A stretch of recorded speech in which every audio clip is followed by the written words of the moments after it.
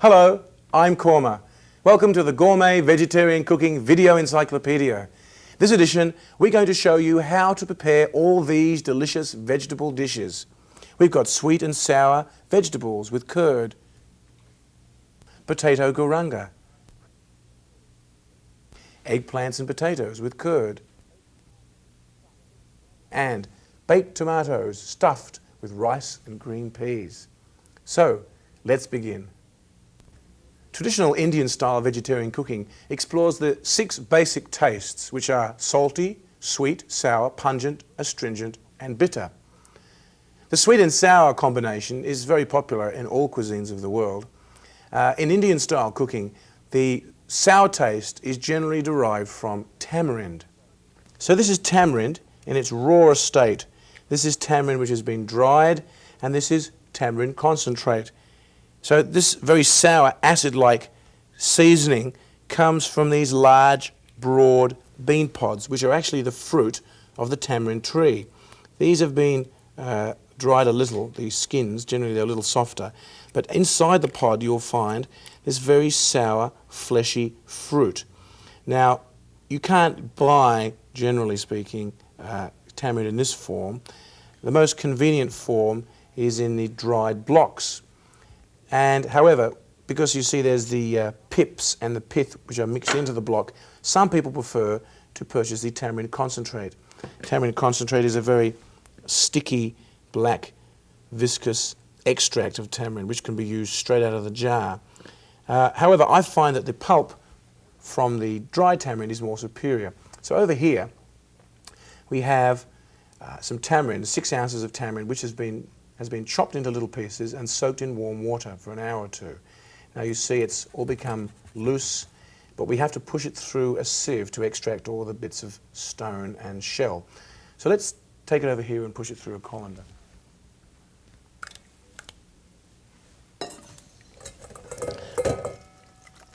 You have to be careful with tamarind because it can stain your clothes. There are different varieties of tamarind, by the way. There are brown tamarind and black tamarind. This is brown tamarind. There. Now all this thick material which is left in the colander, we're not going to use. So now our tamarind is ready to go for our mixed sweet and sour vegetable dish. Here's the sweet. We're going to use 1 pineapple which has been diced. We've also got 2 cups of diced curd, 2 plantains cut half rounds, 3 celery stalks diced, 3 zucchinis diced, 3 carrots cut on the bias and half cooked, and 4 tomatoes quartered. We've also got 1 cup of whey, 1 cup of brown sugar, and 2 teaspoons of salt, and 2 tablespoons of ghee, a teaspoon of cumin seeds, 2 tablespoons of minced ginger, 2 small green fresh chilies that have been minced. These are hot ones. We've got half a teaspoon of black pepper, ground, 1/4 of a teaspoon of asafoetida, 2 teaspoons of paprika, 2 teaspoons of coriander, and 2 teaspoons of mango powder. Mango powder is in fact dried green mangoes. They also add a very nice sour taste to your vegetables. So let's begin by adding our ghee into our pan, and we're going to first of all fry up our cumin seeds.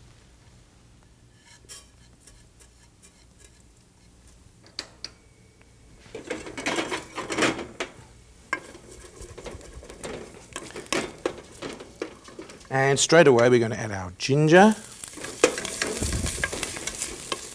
This sweet and sour vegetable wouldn't be the same without ginger. Fresh green chilies. So actually this vegetable is simultaneously sweet and sour and hot. So add our crushed black peppers, asafoetida, fry it a little more. Now let's add our whey. This adds the bulk of the juice of the vegetable. When you cook vegetables in whey, they tend to stay together nicely. They don't break up and go mushy. Also, let's throw in our tamarind pulp. our pineapple, our carrots, our plantains, and mango powder, paprika, and coriander. Now this should be now stirred nicely, so all the spices and the juices and the vegetables are combined properly. And when that's done, let's bring it to the boil, then reduce it to a simmer, and we'll come back in 15 minutes. Well, it's been about 15 minutes now. Let's have a look at our vegetables. Oh yes, these are soft. Let's add our curds, our zucchinis, our celery, our tomatoes, our salt, our brown sugar, 1 lump or 2. And let's stir it all in. This is a very popular vegetable for 2 reasons. One is because everybody likes sweet and sour taste, and also it's a very visually attractive looking vegetable dish. So after the vegetables are all stirred in, we should place a lid on top and come back in about 10 minutes time, and it should be ready to go. Well, it should be done by now. Here it is, sweet and sour mixed vegetables with curd.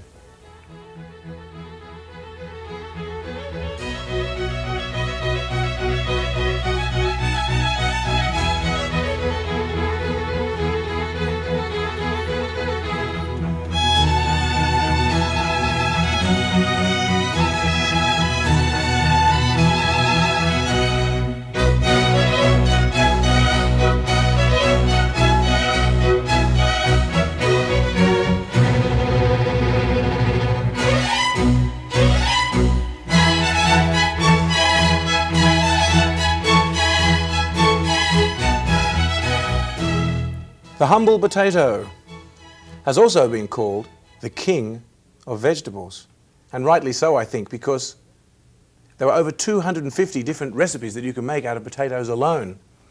So this edition we're going to show you how to make potato goranga, which is one of my favourite potato casseroles. Potato casseroles are best made by using baking potatoes. Here we have some Idaho baking potatoes here, which have been sliced very thinly. In fact, over here we have about 8 or 10 potatoes which have been previously cooked and drained, and they've also been cooked till they're 3/4 done. Now, some of the other ingredients that we're going to use are 1/2 cup of melted butter. We've got 3 cups of sour cream. We've got 1/2 teaspoon of turmeric, 2 teaspoons of salt, 1/2 cup of water, 1/4 teaspoon of asafoetida, 1/4 teaspoon of rosemary. This is being ground up in our spice grinder. 1/2 teaspoon of black pepper, 1 teaspoon of paprika, 1 tablespoon of ghee, and we're going to finish it off with 2 tablespoons of minced parsley. So firstly, to make our sauce that gets blended in with the potatoes, heat up some ghee and put in your asafoetida. The asafoetida just needs to be fried up a little bit, just till the aroma becomes noticeable. And let's dump in our water, our butter, our parsley, and all the other ingredients, the black pepper, rosemary, paprika, salt, and turmeric. This turmeric gives it a very attractive golden colour, thus the name goranga. Goranga means golden. And let's put in the sour cream at this stage.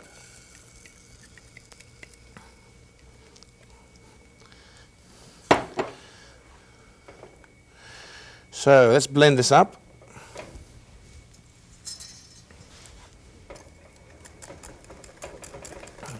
This is actually a visually very attractive casserole.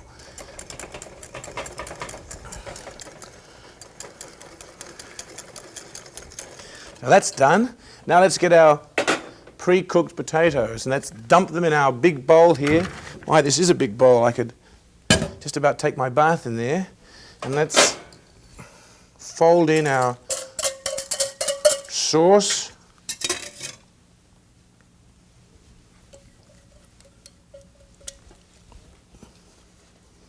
Like so.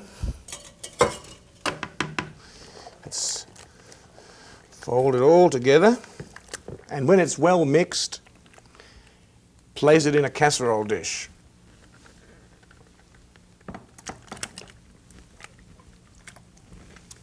Pyrex casserole dishes are good for this sort of preparation. Let's make sure we get all the sour cream out of there. Don't fill up your casserole dish too full. In other words, find a dish which the casserole snugly fits in with a bit of space on top, because when it starts to boil and bubble, we don't want it overflowing in our oven. Smooth it out a little. And now we just have to bake it. Place your casserole in a preheated 400-degree oven on the top shelf. Set it for 30 minutes and come back in half an hour.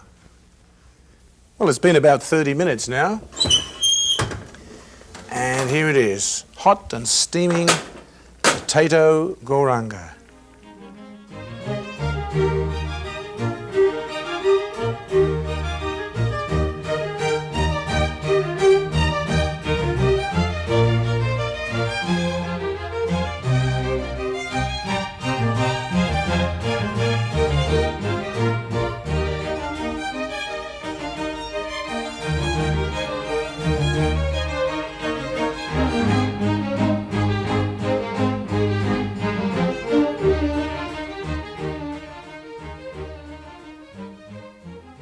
Now here's a vegetable that's quick and easy to prepare.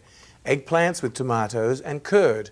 Now when you're choosing your eggplants, you should choose a sample like this.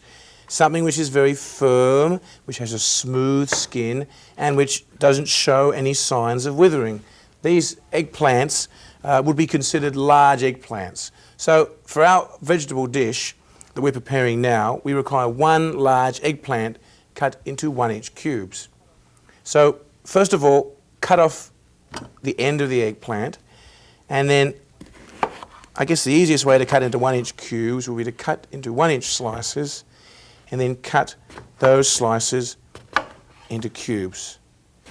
This way you have an evenness in your chunks.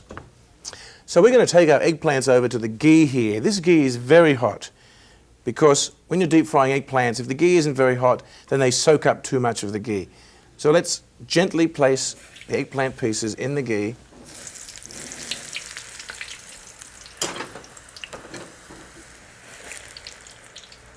Also, when you're deep frying eggplants, don't stir them around while they're cooking, otherwise you'll squeeze out some of the water content which is there inside the eggplant. Just let them fry on their own until they go golden brown. And if you're not quite sure whether they're done, take one small knife and prod them. And if they're done, the knife will easily sink into the piece of eggplant like this. So these eggplant cubes aren't done because the knife doesn't easily penetrate the cube. But when the knife easily slips into the cube of eggplant, then the eggplant is done. So we'll just give these another minute and they should be ready. Also, the question is sometimes asked, why don't you rub salt on your eggplants before you deep fry them? Because as you know, there are certain toxins which are there within the eggplant, and when you're cooking eggplants in other ways, you have to rub salt on them to extract those toxins. Well, the answer is because when you deep fry eggplants in oil or ghee, those toxins are automatically neutralized in the strong heat of the ghee, so there's no need to rub salt in beforehand. So these eggplant pieces are done. You see how the knife easily slips in, just like soft as butter. So I'll take these out of the ghee. They need, by the way, to be drained quite well, because they drink up a little bit of ghee and we want to extract as much of that as possible.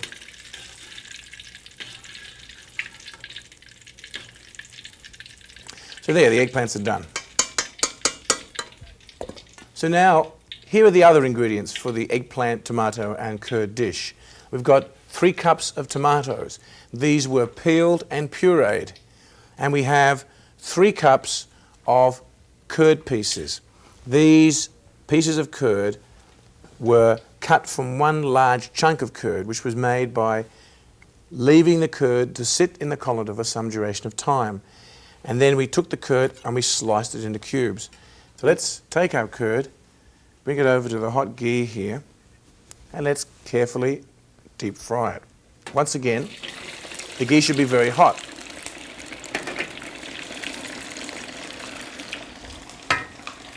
One thing to remember when you're deep frying curd is don't touch it while it's in the ghee until it starts to rise to the surface. Otherwise it will stick to your utensil. And it's ready to go. Let's take it out, place it in our colander.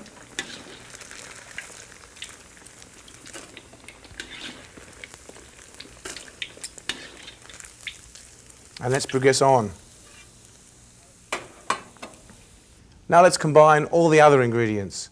We've got half a teaspoon of minced fresh ginger root, half a teaspoon of minced chilies, 1.5 teaspoons of black mustard seeds. We've got a pinch of turmeric, 1/4 teaspoon of asafoetida, a teaspoon of ground coriander, a teaspoon of garam masala, a teaspoon of brown sugar, and 2 teaspoons of salt. Now let's add 2 tablespoons of ghee, straight out of the wok here, to our pan. And let's start by frying up our mustard seeds. When we add our mustard seeds, they're going to snap, crackle and pop a little, so be careful. Mustard seeds are done when they start to crackle like this. Now let's put in our ginger. Stir it around. Fresh chilies. And our asafoetida.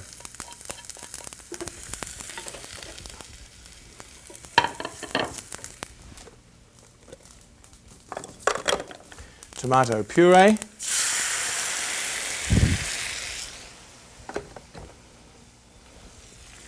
And the remaining spices and salt.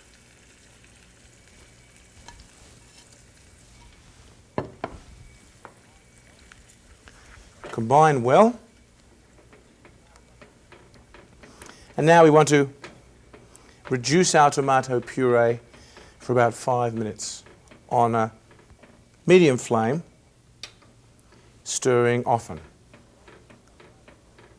So as you can see, our tomato sauce has reduced somewhat. It's time to add the other ingredients. Let's gently slide in our eggplants.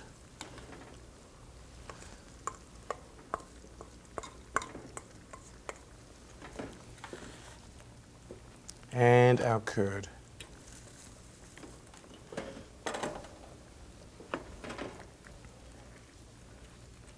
Now just cook on a gentle heat for another couple of minutes until all the curd has soaked up the juice from the tomatoes and it's ready to serve.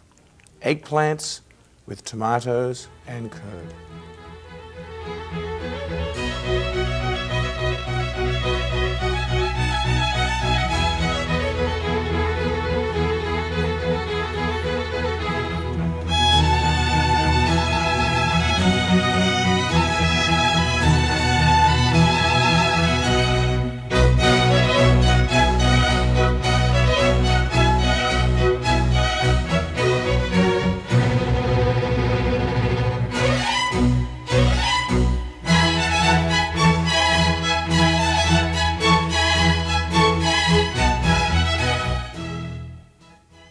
Tomatoes stuffed with rice and green peas is a very simple to prepare baked vegetable dish. You'll require 4 even-sized ripe tomatoes that are firm. And firstly, we'll need to slice off the tops of the tomatoes. Now, we're going to keep these lids. They're going to go back on top after you stuff them. So, firstly, take a spoon and scrape out the insides of the tomato, being careful not to puncture the skin. And if you keep going around like this, you'll end up with just the outer thick skin of the tomato, and you'll have the bowl here with the filling in. Careful not to puncture the tomato when you're scooping out. So now we've scooped all the insides out of our tomatoes and we've caught them all in here in a bowl and a colander. Let's transfer this to our blender because we're going to make a tomato sauce out of the insides of the tomatoes. Firstly, let's blend it all up.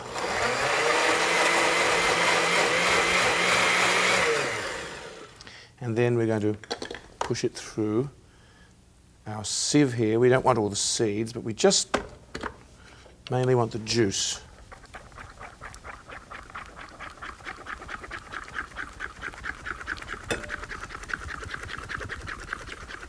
We're going to scoop out 1 spoonful of cooked down tomato sauce, and that's going to be placed inside the stuffed tomatoes.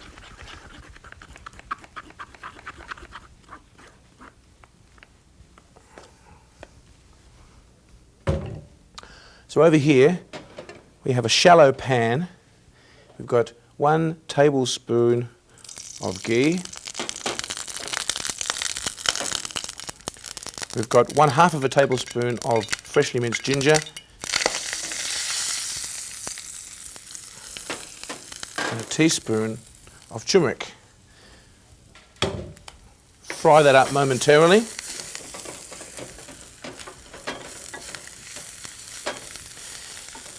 And add the tomato puree. Now we're going to reduce that for about 5 or 10 minutes until it's quite thick. Now while our sauce is reducing, I'm going to show you our rice stuffing. So here's our rice filling. This is a cup of basmati rice that has been cooked in 2 cups of water. We've added 1/3 cup of slivered almonds, a cup of green peas, 2 whole cardamom pods, 1 cinnamon stick, and 6 whole cloves. Oh, by the way, you'll find the method for cooking this rice in our rice edition. Now, as far as stuffing your tomatoes are concerned, you need to place a few spoonfuls of the cooked rice inside the shell of your tomato. You can pack it in quite tightly if you like, leaving just a little room on top to pour some of the sauce. And then we're going to place this in our casserole dish. And if you find any cinnamon sticks or cloves while you're stuffing, you can discard them.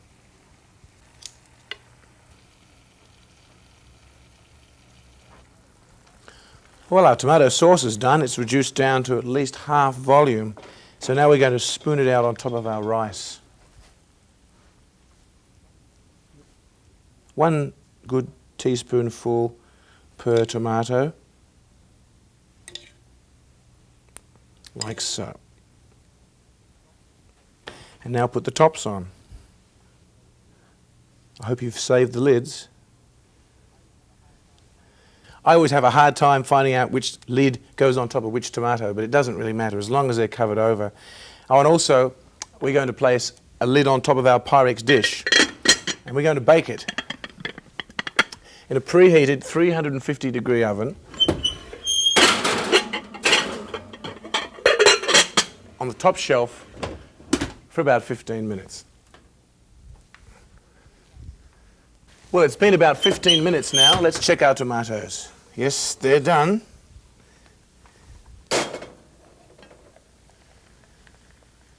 Baked tomatoes stuffed with rice and green peas.